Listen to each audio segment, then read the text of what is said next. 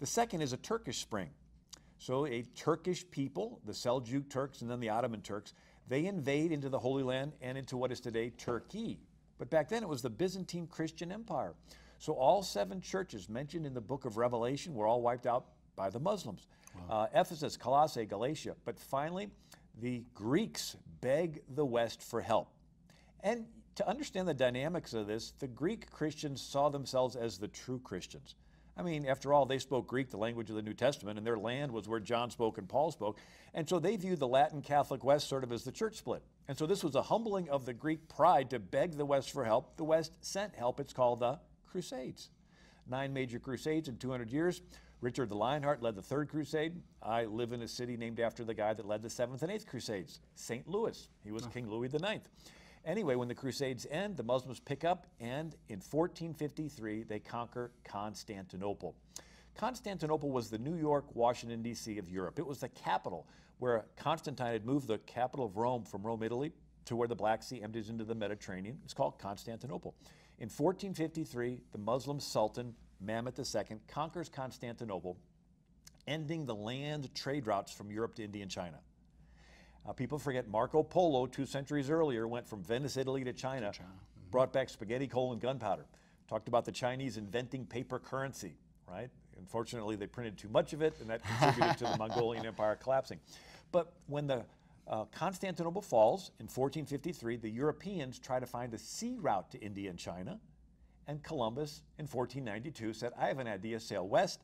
He runs into some islands, he thinks he's in India, so he names the inhabitants the Indians.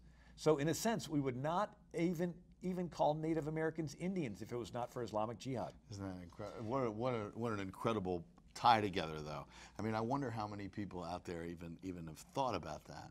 I mean, that's phenomenal. Well, and then the other impact is when they captured Egypt, they held back the ships filled with papyrus. That was the original paper. And so there was a paper shortage in Europe, literacy declined, and we call this the Dark Ages. Yeah. But when the Muslims invaded Greece, all the Greek scholars fled to Italy, and they brought with them their Greek New Testaments, their Greek art and architecture, and we call that the Renaissance, which laid the foundation for the Reformation. But then we see piracy and enslavement. Muhammad was white. There are hadiths that talk about when he'd lift his hands and pray, they would see the whiteness of his armpits. He owned African slaves. And so over an estimated 180 million Africans were enslaved during the different dynasties and the Fatimid and the Umayyad and then finally the Ottoman empires. But over 1 million Europeans. There were entire Catholic orders in Europe during the Middle Ages called the Trinitarians and Mathurians. The head of the order was called the ransomer, and they would collect alms and donations across Europe and go under a white flag to North Africa to get your friend back, who was captured from a Greek island or an Italian coast or one of the pilgrim ships.